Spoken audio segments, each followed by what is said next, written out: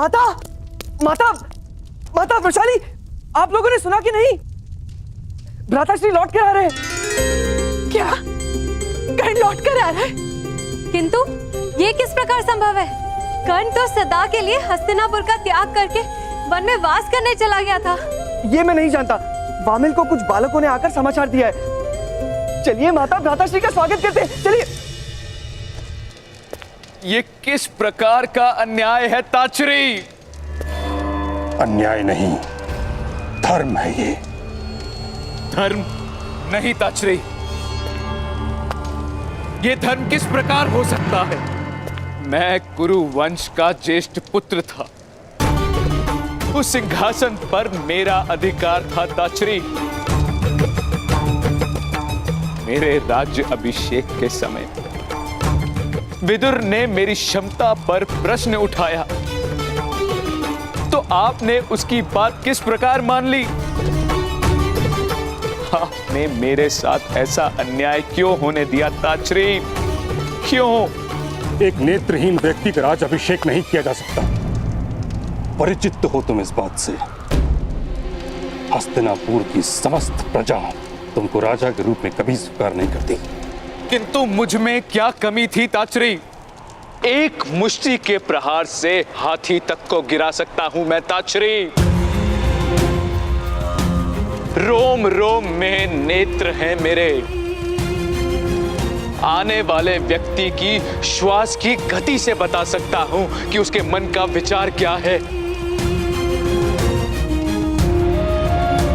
शस्त्र और शास्त्र में पारंगत किया है मैंने स्वयं को। एक नेत्र की कमी पूरी करने के लिए अधिक से अधिक क्षमता और सामर्थ्य प्राप्त किया है मैंने। फिर भी मैं राजा नहीं बन सका। क्या ये अन्याय नहीं था?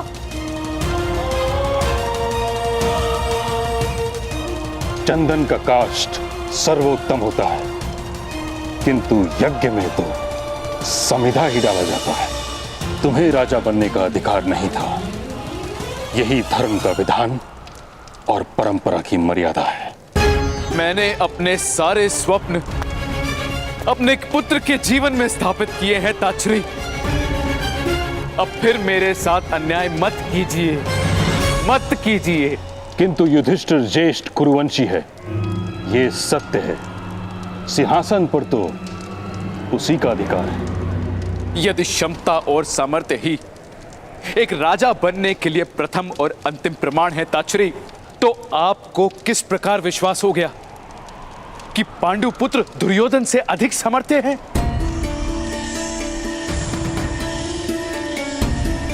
वनों में पले बड़े हैं ताचरी। न समाज का अनुभव है, न गुणों की परीक्षा हुई है। आपने किस प्रकार से विश्वास कर लिया कि पांडु पुत्र युधिष्ठिर ही युवराज बनने के योग्य है? आप अवश्य ही मेरे साथ पक्षपात कर रहे हैं ताचरी। एक बार और मेरे साथ अन्याय कर रहे हैं आप। क्षमता और सामर्थ्य का प्रमाण तो दुर्योधन ने भी नहीं दिया। धृतराष्ट्र,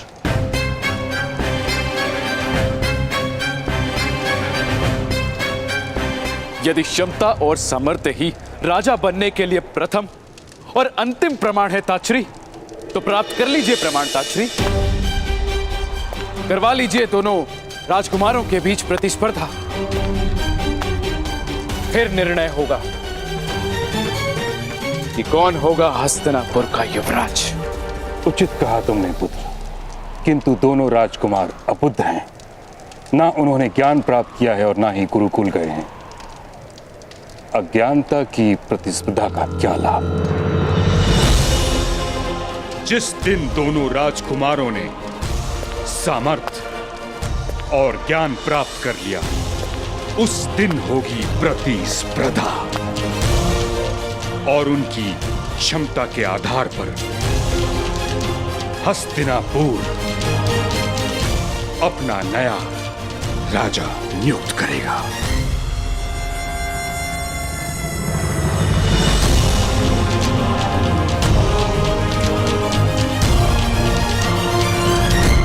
पुत्र, अब चलकर पांडु पुत्रों का हृदय से स्वागत करो। तुम्हारे प्रिय अनुज के पुत्र हैं वो।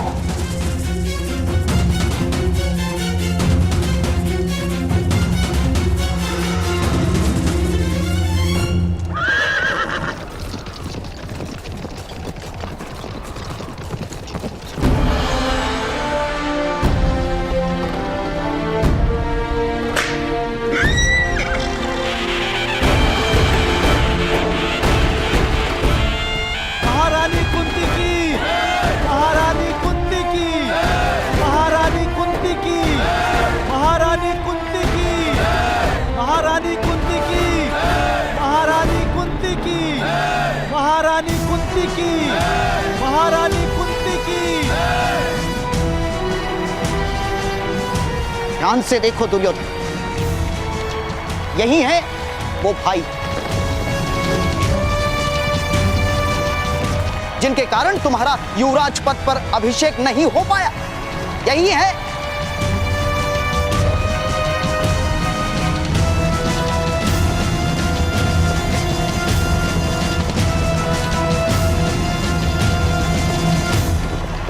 महारानी कुंती की, महारानी कुंती की, महारानी कुंती की, महारानी कुंती की। असंभव, जलती हुई लकड़ी पर बेल नहीं चढ़ती। कर्ण का हृदय क्षत्रियों के व्यवहार से जल रहा है। वो हृदय समर्पण कैसे कर सकता है? नहीं, कर्ण किसी क्षत्रिय का सारथी नहीं बन सकता। महारानी कुंती की, महारानी कुंती की, महारानी कुंती की। पुत्र, शत्रु से बड़ा शिक्षक कोई नहीं होता। शत्रु की शक्ति का निरीक्षण करो। तुम्हारा शत्रु तुम्हें स्वयं ही पराजय का मार्ग दिखाएगा। और ये भाई तुम्हारे शत्रु है। ये सदैव तुम्हारे साथ अन्याय ही करेंगे पुत्र।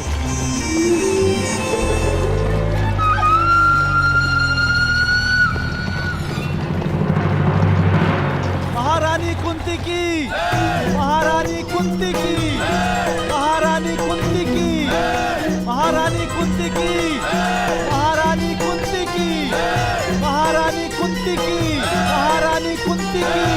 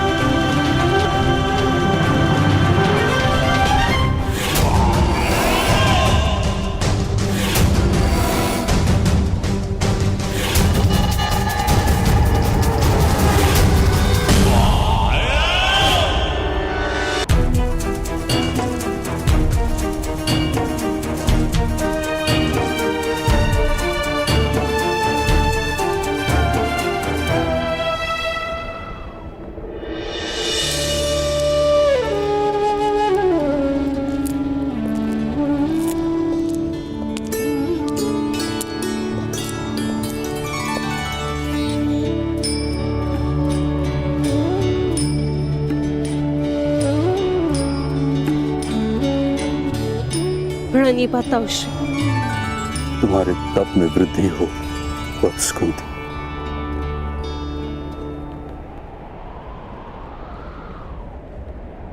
तपस्वियों को दिया जाने वाला अभिवंदन क्यों ताउश? सन्यासिनी बने रहने की अनुमति नहीं दी आपने। जब कर्तव्य ही जीवन का एकमात्र कारण हो तो समग्र जीवन तपस्या बन जाता। वास्तव में तुम्हारी तपस्या तो अब आरंभ हुई है वत्स।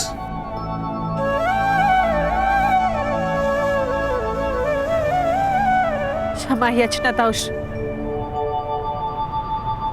आपके पुत्र को जीवित नहीं रख पाई।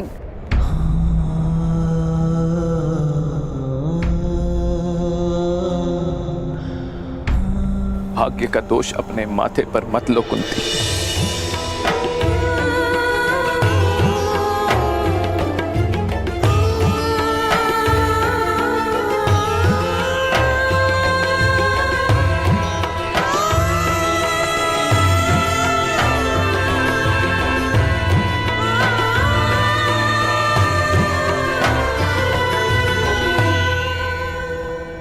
प्रणयपात महाराज।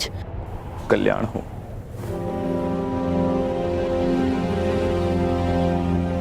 हस्तिनापुर में तुम्हारा स्वागत है। संसार के सुख तो तुम्हें यहां प्राप्त नहीं हो पाएंगे कुंती, किंतु तुम्हें और तुम्हारे पुत्रों को सुख और सुविधा अवश्य प्राप्त होगी यहां।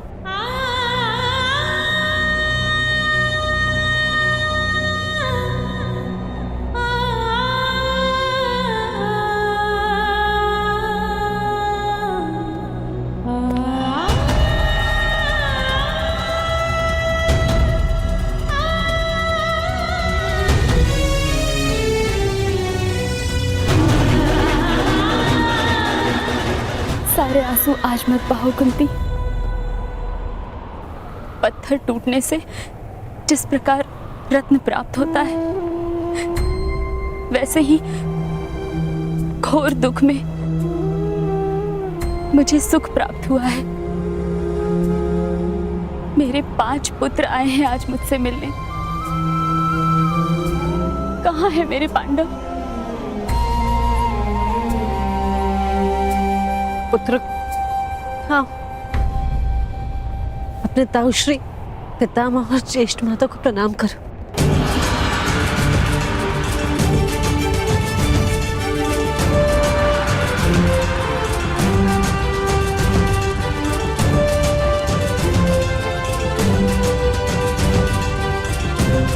कल्याण हो पुत्रों।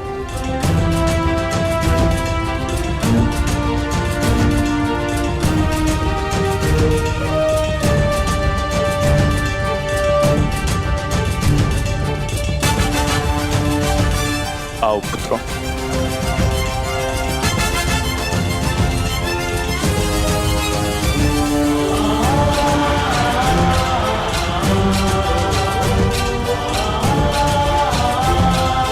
सर्वप्रथम तुम्हें अपने पिता के अस्थि विसर्जन हेतु जाना है।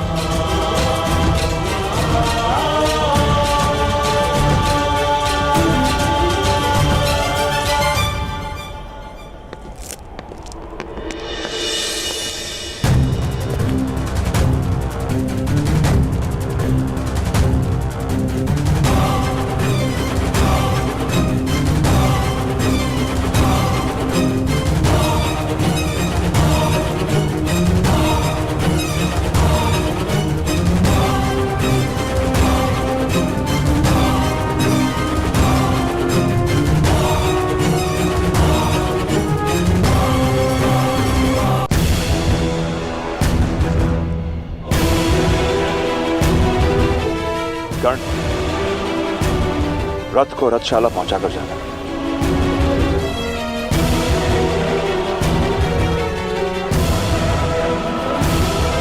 कर्ण,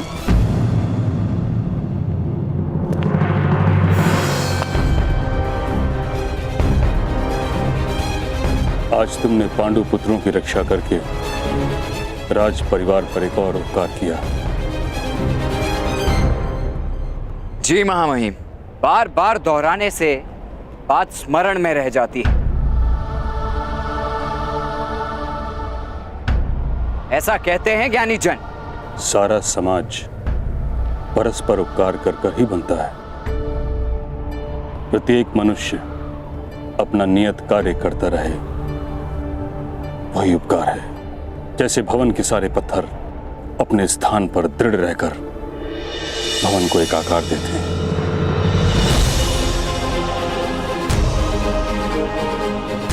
और फिर भी भवन की शोभा तो उसके कलश से ही जानी जाती है।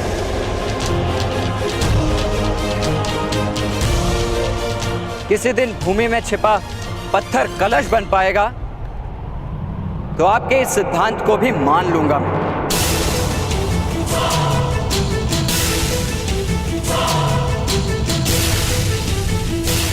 प्रणिपात।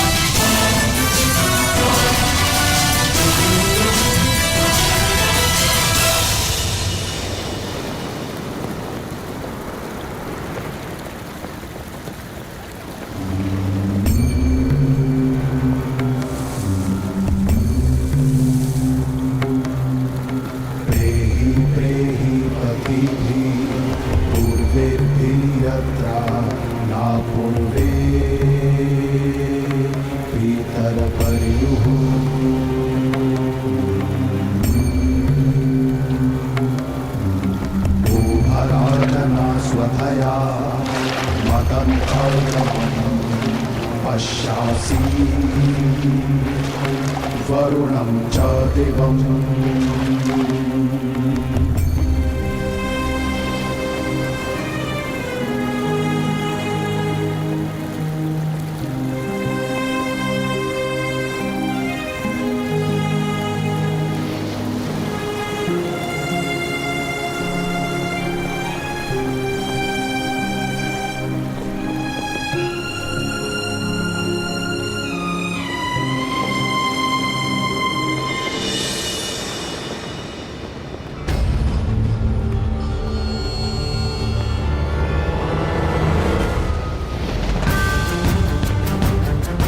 माता का आदेश है कि आज के पश्चात सदैव आपकी इच्छा ही हमारा आदेश होगा।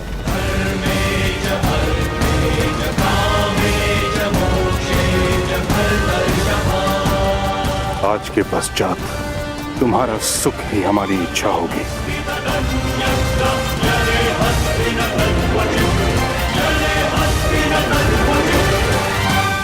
सुन लिया पुत्र, अब इन पांडु पुत्रों की हर इच्छा हस्तिनापुर पूर्ण करेगा।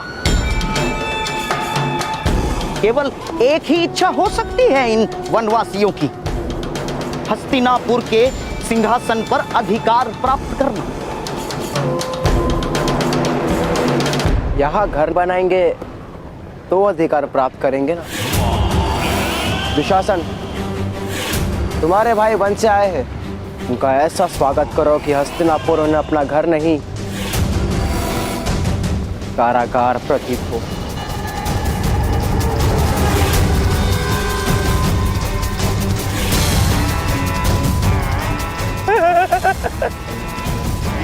समझ गए दुशासन?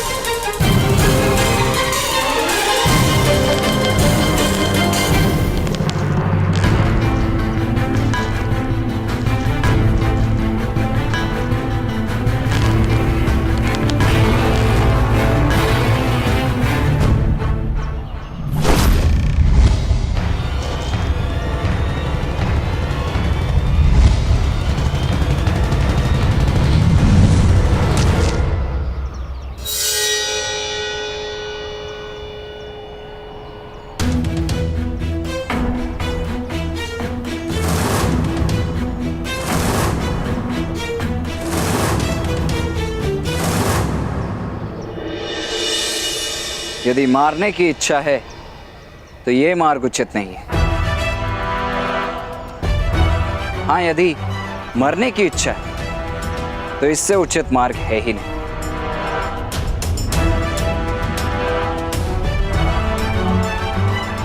किसी क्षत्रिय ने देख लिया तो अवश्य मृत्यु प्राप्त हो जाएगी।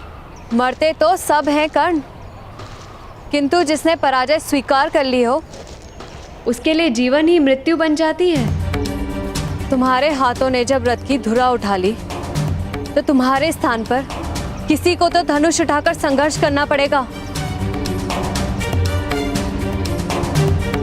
मुझे आनंद है वृषाली कि मेरी पराजय तुम्हारे लिए प्रेरणा बन गई। क्या वास्तव में तुम्हें जीवन ने परास्त कर दिया?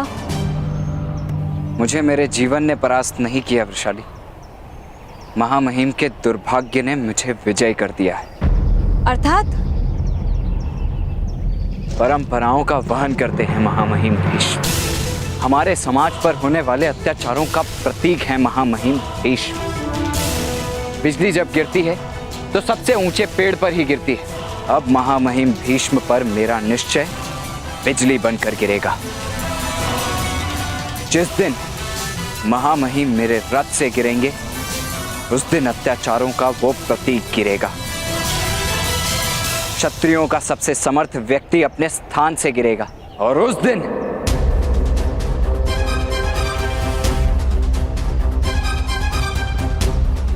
दिन ये सिद्ध हो जाएगा कि सूतों का सामर्थ्य क्षत्रियों से कम नहीं।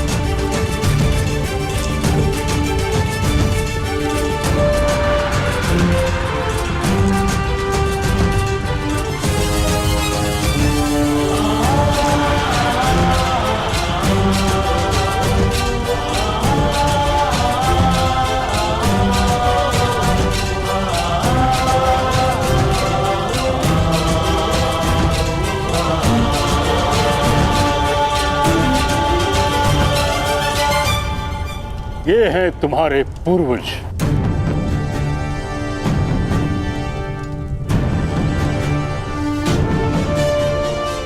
इनका सत्य, इनका सामर्थ्य, इनका धर्म तुम्हारा मार्गदर्शन करेगा। स्मरण रहे, इतिहास सर्वोत्तम स्रोत है ज्ञान का।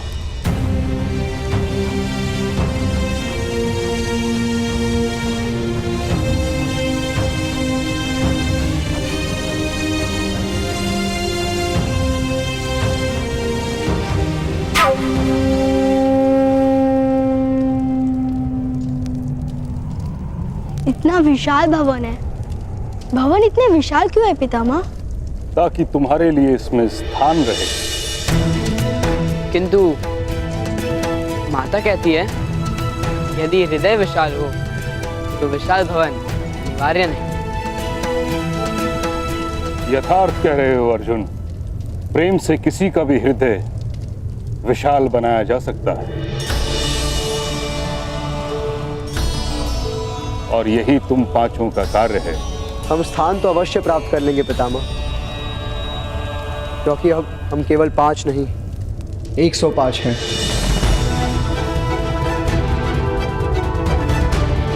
किंतु ज्येष्ठ, मुझे तो अन्य 100 दिखाई नहीं दे रहे हैं।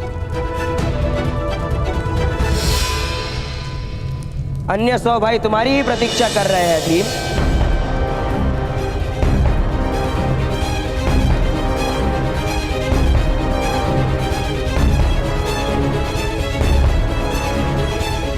मैं दुशासन हूँ।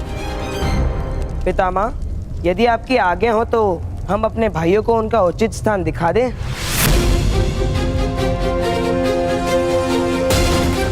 जाओ पुत्रों, हस्तिनापुर में अपना स्थान निर्मित करो।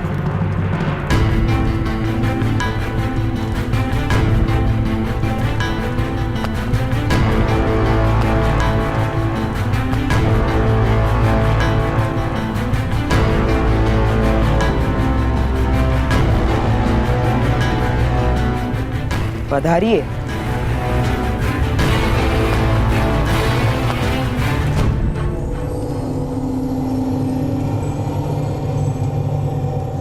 भ्राता दुर्योधन आप ही की प्रतीक्षा कर रहे हैं। आखिर आपके सम्मान और स्वागत के लिए तो उन्होंने विशेष प्रबंध जो किया है।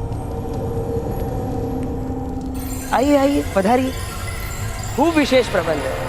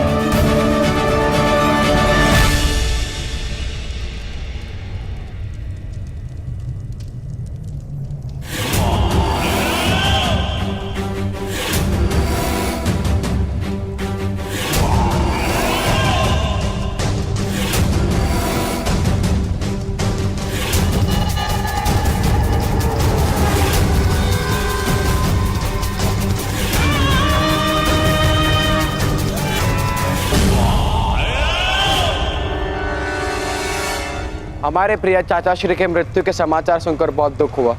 आप सब भी उनके आश्रय में रहते थे। अवश्य आप सबको भी दुख हुआ होगा। वो हमारे पिता थे दुर्योधन। अवश्य अवश्य कुंती पुत्र, हम सब भाइयों ने आपके पिता की प्रतिमा निर्मित करवाई है।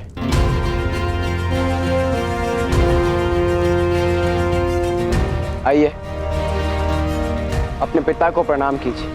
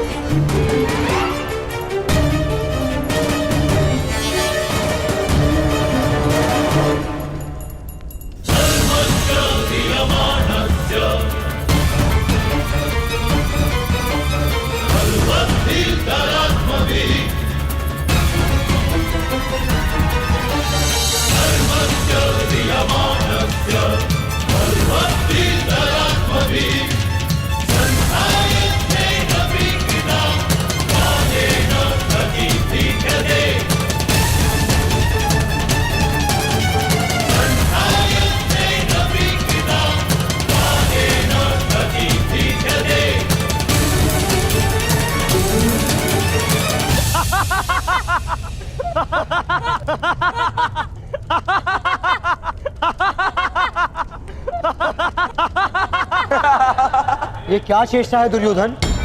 चेष्टा? जेश कुंती पुत्र, ये आपके पिता की प्रतिमा। 5 प्रतिमा बनाने का आरंभ तो किया था हमने, किंतु फिर विचार आया कि यदि एक ही प्रतिमा का मुख नहीं होगा तो आप सब अपने अपने पिता के मुख की कल्पना तो कर ही लेंगे ना।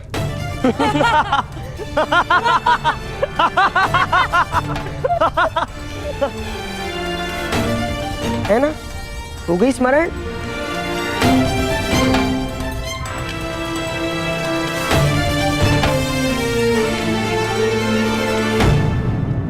वास्तव में आप सबके पिता कौन है? ये तो कोई नहीं जानता ना कुंती पुत्र।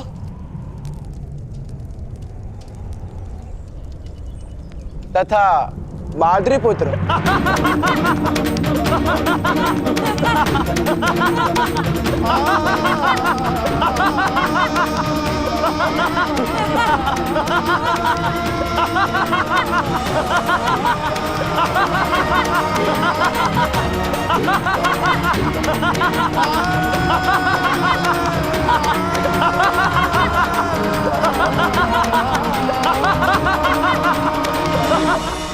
पिता का परिचय प्राप्त करने की इच्छा है दुर्योधन?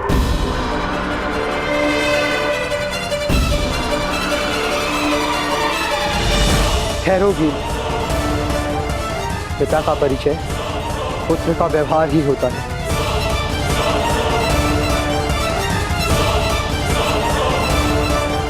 भ्राता उचित कह, हमारे व्यवहार से ही आपको हमारे पिता का परिचय प्राप्त होगा।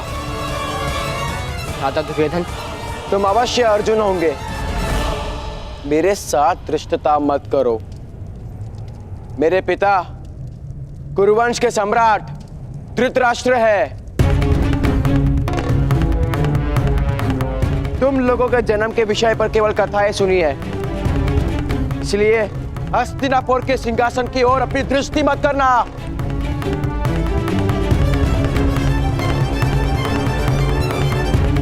उस पर तुम्हारा अधिकार कभी नहीं होगा।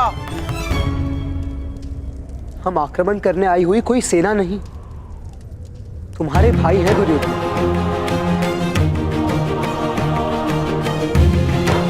और राज्य और सत्ता कोई धरोहर नहीं, एक उत्तरदायित्व है। सिंहासन स्वयं के सुख का कारण नहीं, प्रजा के सुख का आधार होता है। और हम में से जो ये बात जान पाएगा उसी को युवराज बनाया जाएगा। फिर प्रतिस्पर्धा किस बात की? संतान अपने पिता का मुख देखकर जन्म नहीं लेता, जन्म लेकर मुख देखता है। और इसीलिए जो अपना नाम और प्रेम बालक को दे उसे ही पिता माना जाता है।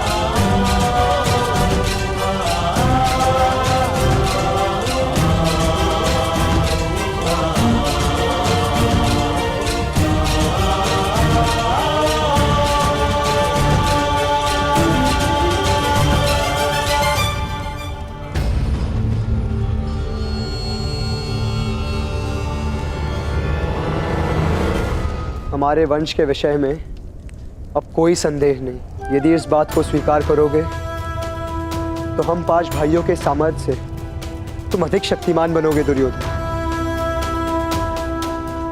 अन्यथा हमारा परिवार और वंश निर्बल हो जाएगा।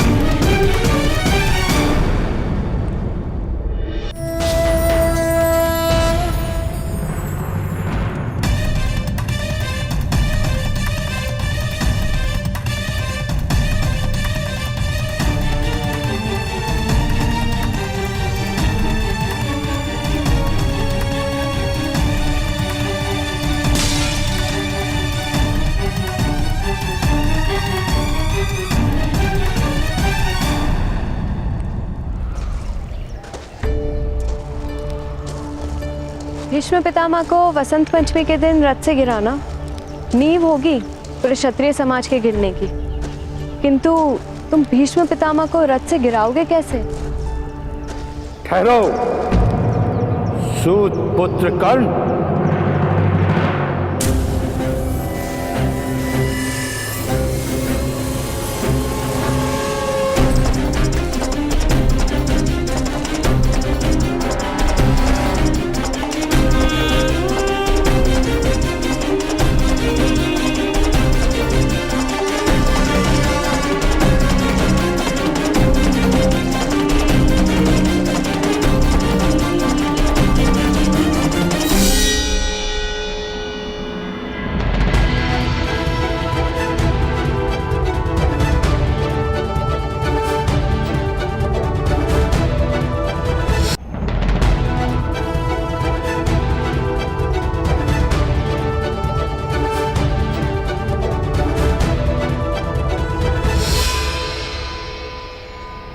कथाएं सुनी है कि तुमने क्षत्रियों के दिग्गज महारथी को रथ से गिराने का प्रण लिया है। मैंने तो सारे क्षत्रियों को उनके स्थान से गिराने का प्रण लिया है। प्रण करने से पूर्व कोई योजना बनाई है? योजना तो कायर बनाते हैं और शूरवीर मार्ग बनाते हैं। ऐसा ही कहा था ना आपने ताऊ?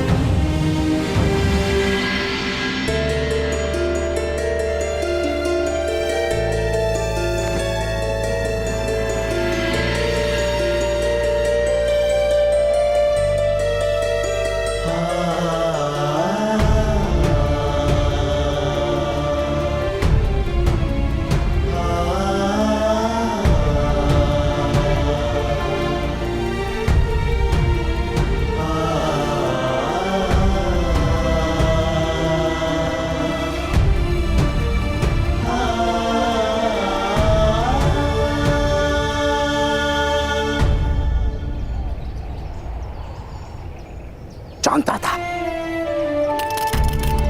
कि हृदय में अग्नि जलती है तो वहां से निकलने वाला धुआं मस्तिष्क में भर जाता है। मूर्ख, इसी कारण तो मुझे अपनी तपस्या भंग करके यहां आना पड़ा। तुम्हारी रक्षा हेतु। एक ही व्यक्ति है जिनकी रक्षा प्राप्त करना मेरे लिए गर्व की बात है, और वो केवल आप हैं ताऊ।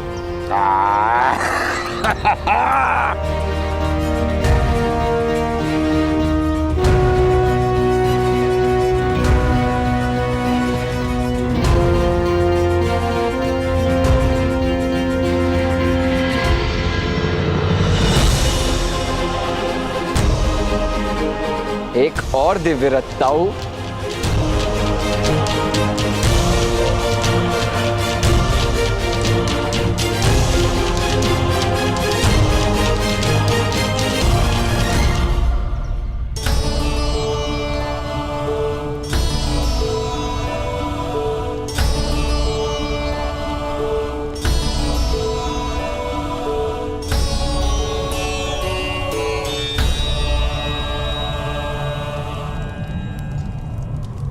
तुम्हें अब किसी भी विषय में चिंता करने की आवश्यकता नहीं है कुंती। मैं और मेरे पुत्र हर प्रयत्न करेंगे कि तुम सब यहाँ सुख से रह सको।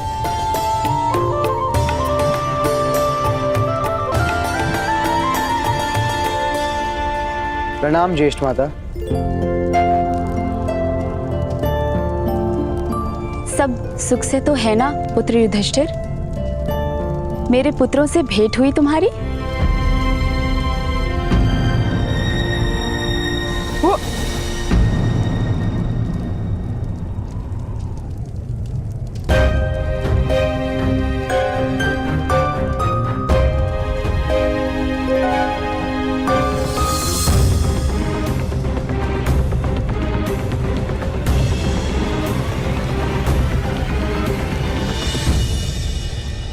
आपके पुत्रों की हमसे भेंट हो गई है और हमें उनका संपूर्ण परिचय भी प्राप्त हो चुका है। ज्येष्ठ माता,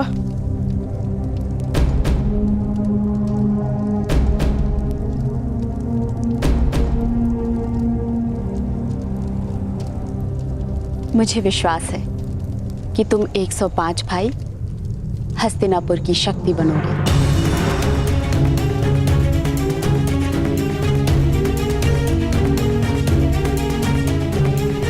किसी भी वस्तु की आवश्यकता हो तो सीधा मेरे पास आना।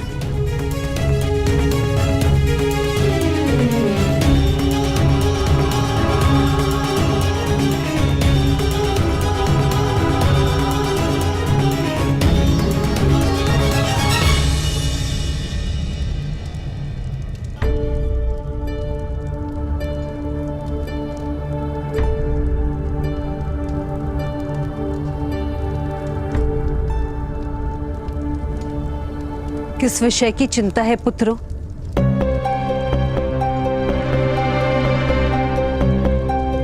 तुम्हारे मुख पर धैर्य दिख क्यों नहीं रहा? वो हमें परम कुटीर में रहने का अभ्यास हो गया है ना माता। इतने बड़े राजमहल में मार्ग भूल जाते हैं।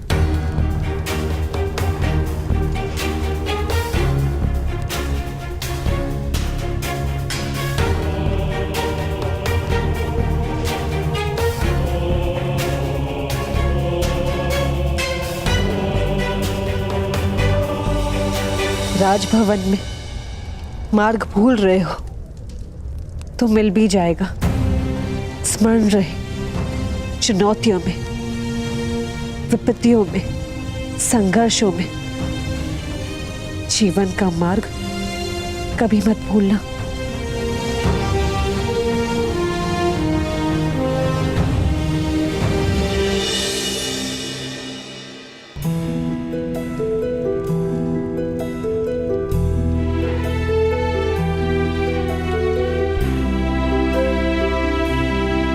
अब इस संघर्ष का यही अंत है।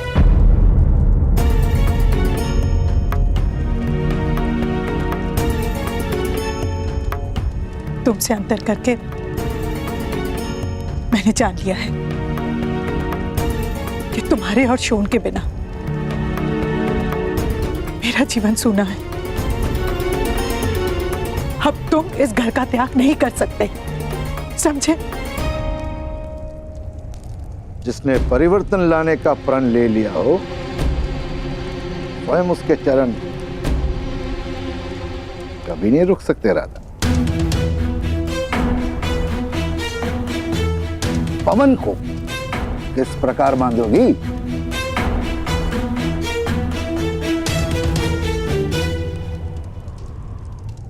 वो सब मैं नहीं जानती जीत जी, किंतु कर्ण, तुम अब से ऐसा कुछ नहीं करोगे जिसके कारण तुम्हारे पिता तुम्हें निष्कासित करें। नहीं करूंगा माता। जब तक आपका या पिताश्री का आदेश ना हो तब तक मैं घर का त्याग नहीं करूंगा। किंतु मुझे भय है कि एक समय अवश्य ऐसा आएगा जब आप स्वयं मुझे घर का त्याग करने का आदेश देंगे।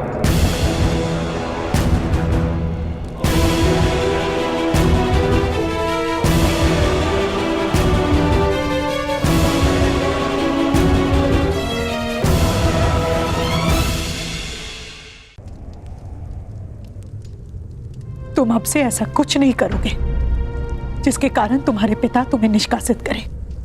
नहीं करूंगा माता। जब तक आपका या पिताश्री का आदेश ना हो तब तक मैं घर का त्याग नहीं करूंगा। किंतु मुझे भय है कि एक समय अवश्य ऐसा आएगा जब आप स्वयं मुझे घर का त्याग करने का आदेश देंगे।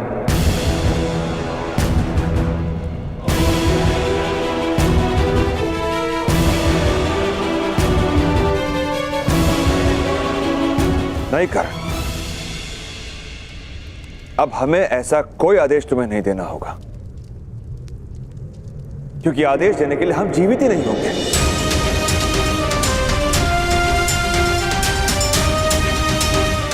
जलती हुई बाती को देखा, सबसे पहले उस बाती को जीवन देने वाला ही जलता है, और तुम्हारा ये संघर्ष तुम्हारे परिवार का बलिदान लेगा।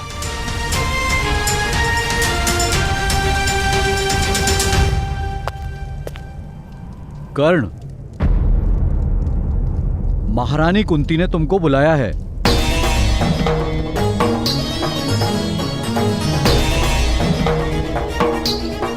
किंतु क्यों?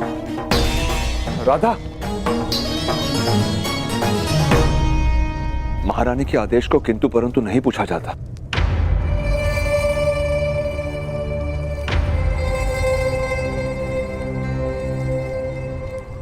जाओ पुत्र।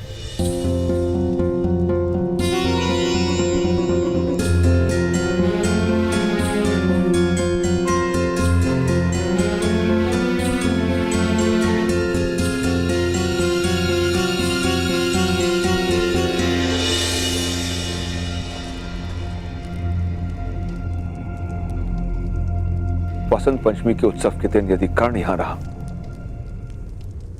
तो हमें पछताने का अवसर आएगा भ्राताश्री।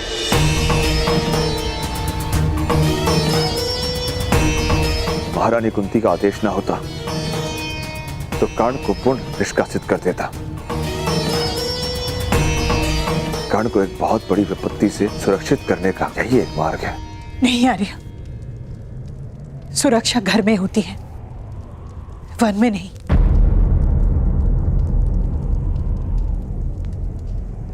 मैंने निर्णय किया है, वसंत पंचमी से पूर्व मैं कर्ण का विवाह करवा दूंगी।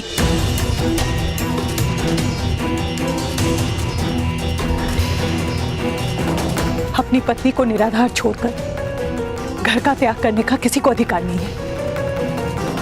ये केवल परंपरा ही नहीं, ईश्वर का विधान है। कर्ण को ईश्वर के विधान को मानना पड़ेगा।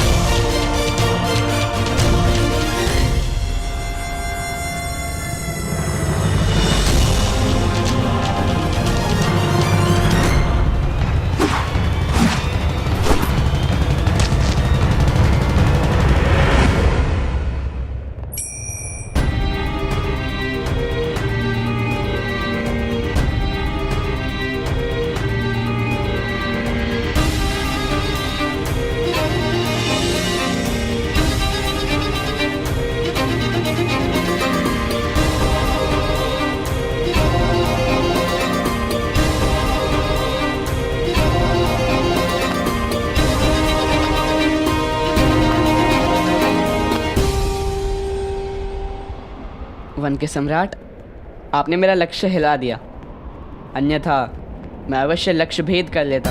हाँ अवश्य, आप तो राजकुमार हैं। युद्ध में शत्रु को आदेश देंगे कि वो हिले नहीं तो वो बिना हिले बिंद जाने की प्रतीक्षा करेगा। आपको युद्ध का अनुभव है? जीवन का अनुभव है राजकुमार अर्जुन।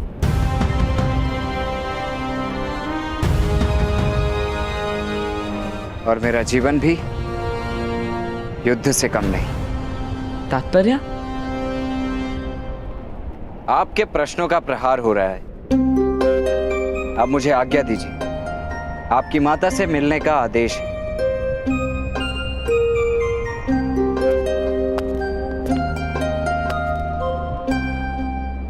यदि अपने तीर को अधिक दूर पहुंचाना है तो अपने धनुष की प्रत्यंचा थोड़ी और दृढ़ कीजिए, अन्यथा तीर आधे मार्ग में ही गति छोड़ देगा।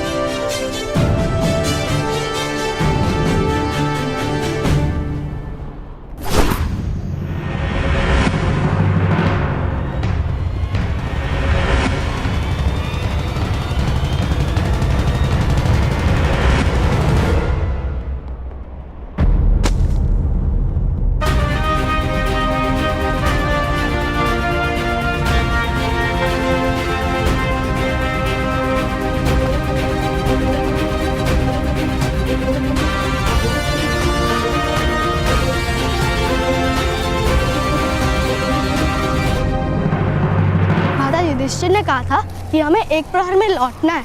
चलिए, इस दिशा में रसोई नहीं है, इस दिशा में चलिए। किंतु इस दिशा में आम है नकुल, मुझे आम की सुगंध आ रही है। आपकी भूख तो माया है भ्राताश्री, क्या क्या सुगंध आ जाती है आपको। थोड़ी और भूख बढ़ेगी तो आपको मनुष्य के मुख में आम का आकार दिखाई देने लगेगा। तुम्हारे मुख में मुझे कद्दू दिखाई दे रहा है नकुल, कारण जानते हो? अवश्य, क्योंकि आपको कद्दू का स्वाद प्रिय नहीं। हाँ, इसलिए। और यदि मेरी चेष्टा कर रहे हो तो वास्तव में तुम्हारा मुख कद्दू जैसा हो जाएगा। अब चलो आम ढूंढते हैं।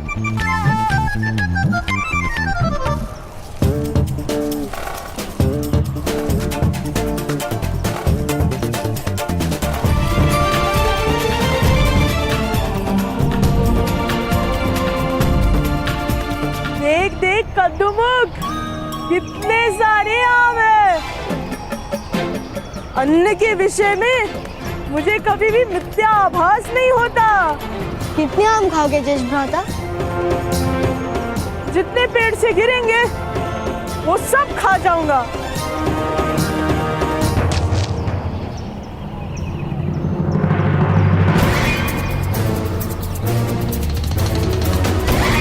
वो गुटली भी इसी आम के पेड़ से गिरी है भ्राता भीम, आओ खाओ।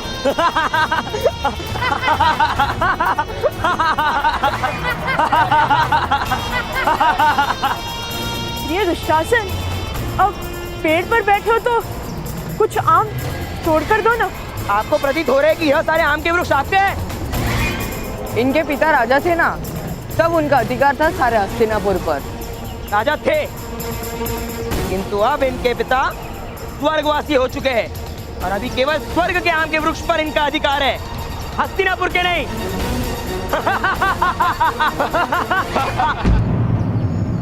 ये सारे वृक्ष हमारे हैं भ्राता भीम, क्योंकि हमारे पिता राजा है।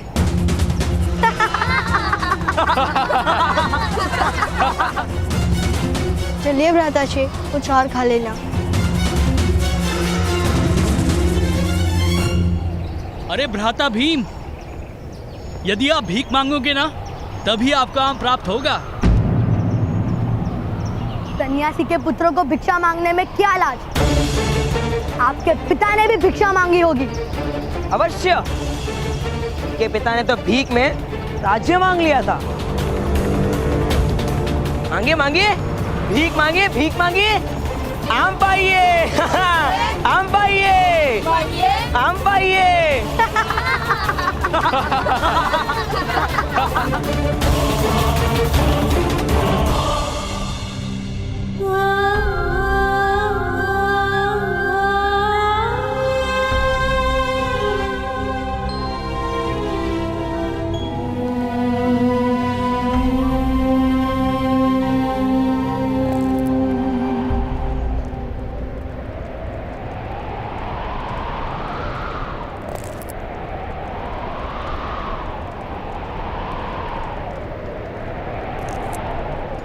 पुत्र,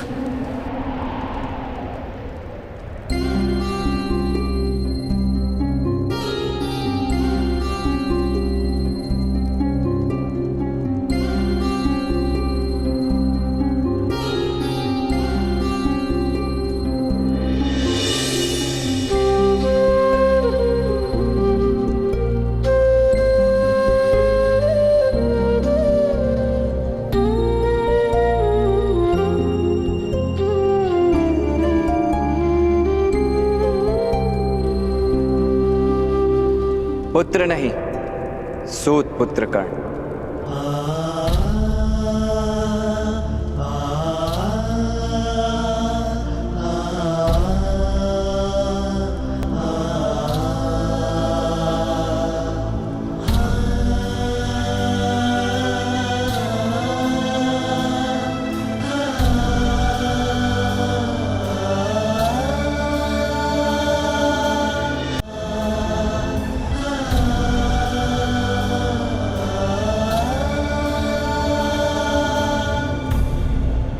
प्रणिपात महारानी,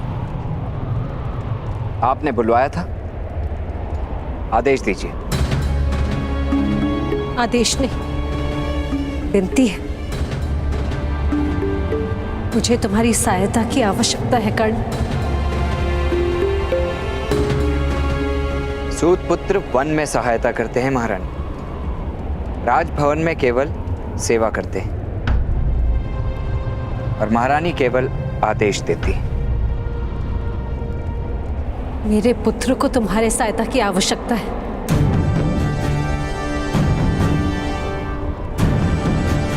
महारानी, आपके पांचों पुत्र सक्षम हैं और अपनी रक्षा करने में समर्थ भी हैं। फिर भी उनको मेरी सहायता की आवश्यकता है।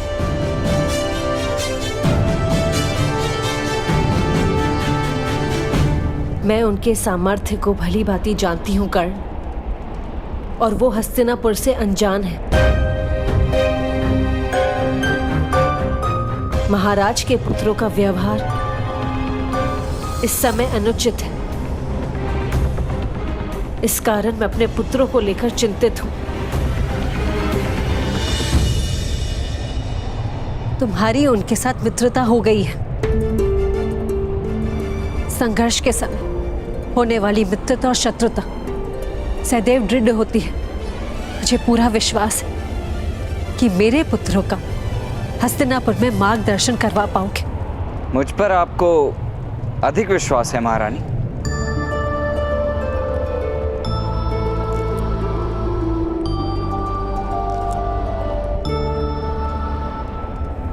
ऐसा प्रतीत हो रहा है कि रक्त के संबंध से भी अधिक गहन संबंध है तुम्हारे साथ।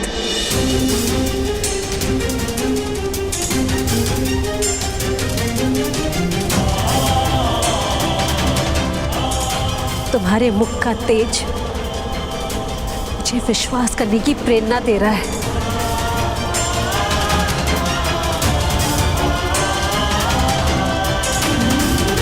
मांगे मांगे, भीख मांगे, भीख मांगे। चलिए भ्राताश्री, माता ने कहा था। मुझे स्मरण है नकुल, किंतु दुशासन उचित कह रहा है। भिक्षा मांगने में लज्जा का क्या कारण? पिताश्री कहते थे प्रकृति ईश्वर का ही अंग है, इसीलिए वृक्ष, बेल, आकाश, धरती, इन सब से हम भिक्षा मांग सकते हैं।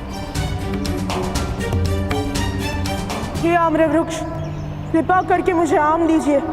मैं वचन देता हूँ, आपके वृक्ष से जो कुछ भी गिरेगा उसे मैं आपका प्रसाद समझकर खा जाऊंगा।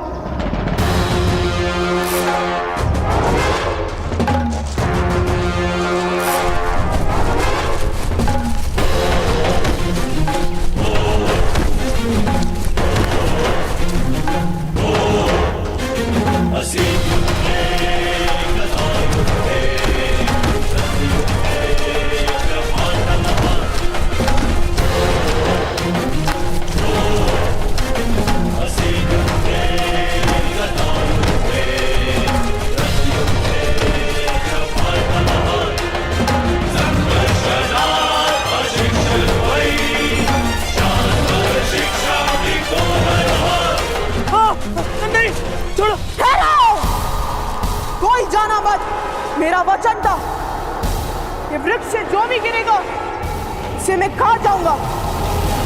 आप सब भी अब वृकोदर भीम का भोजन है। भ्राताश्री दुर्योधन, रक्षा कीजिए, छोड़ो, रक्षा कीजिए।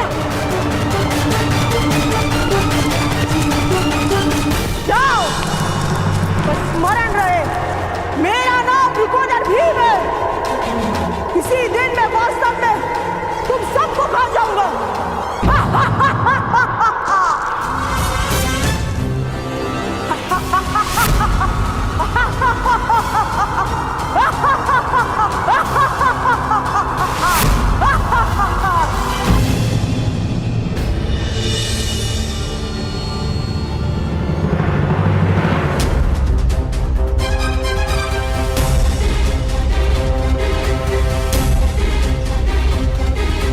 सामर्थ्य भी है और ये सूद भी नहीं है। अब इनका क्या करेंगे राजकुमार दुर्योधन?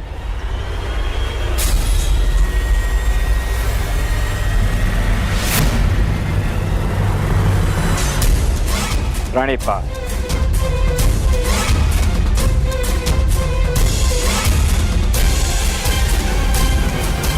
तुम्हें चिंता करने की आवश्यकता नहीं है कर्ण। राजकुमारों के साथ राजकुमारों वाला न्याय होता है और वो करना मैं जानता हूं।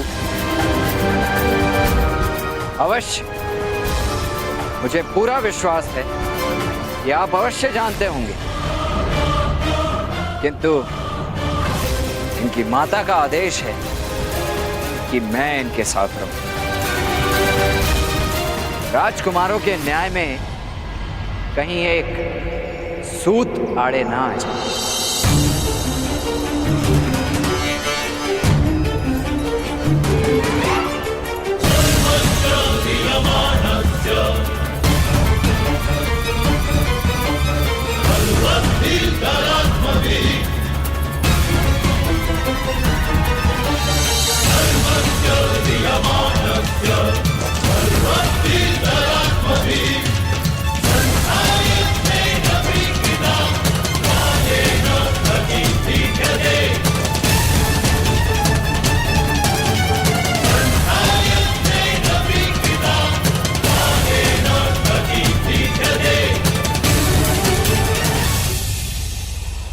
पिताश्री, वो पांडु पुत्र हस्तिनापुर में नहीं रह सकते, उन्हें इसी समय निष्कासित करना होगा। दुर्योधन, वो तुम्हारे भाई हैं और ताच्छ्री का आदेश है कि तुम पांडु पुत्रों को प्रेम दो। किंतु महाराज, प्रेम आदेश से नहीं होता, परिचय से ही तो प्रेम बढ़ता है महाराज।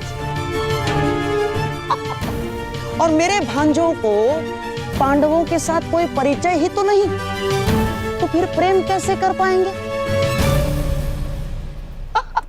इसीलिए महाराज, मेरा सुझाव है कि उन्हें प्रमाण कोटि के उद्यान में कुछ समय के लिए जल क्रीड़ा के लिए साथ भेजना ही उचित होगा महाराज। ना, साथ रहेंगे तो हृदय के अंतर भी तो कम हो ही जाएंगे महाराज। उचित कह रहे हो शकुनी। कल प्रातः सभी राजकुमार प्रमाण कोटि जाएंगे। सम्राट, उद्यान जाओगे?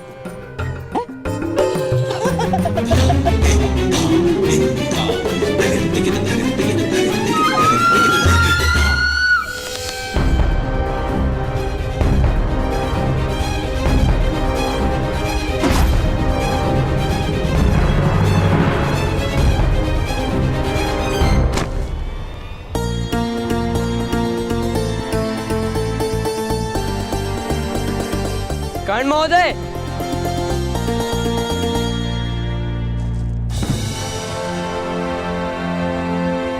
अब मेरे धनुष में किस बात की कमी है? अभी धनुष आपके हाथ में है राजकुमार अर्जुन। जिस क्षण वो आत्मा में बस जाएगा, सारी कमियां समाप्त हो जाएंगी। आप भी धनुर्धारी हैं? नहीं। तो फिर आप धनुष के विषय में इतना किस प्रकार जानते हैं? पत्तों पर ओस की बूंदें स्वयं ही आकर बैठती हैं। पत्तों को स्नान करने नहीं जाना पड़ता। ज्ञान का भी ऐसा ही।